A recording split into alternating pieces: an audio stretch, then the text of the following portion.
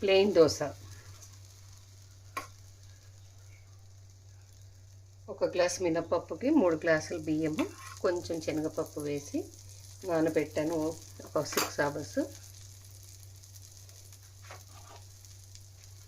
రుబ్బేటప్పుడు కొంచెం రైస్ వేసుకున్నాను, వండిన అన్నము, అది ఆప్షనల్.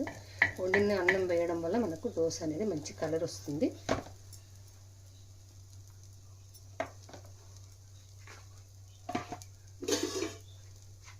ఈ పిండిలో కొంచెం షుగర్ కూడా వేసాను.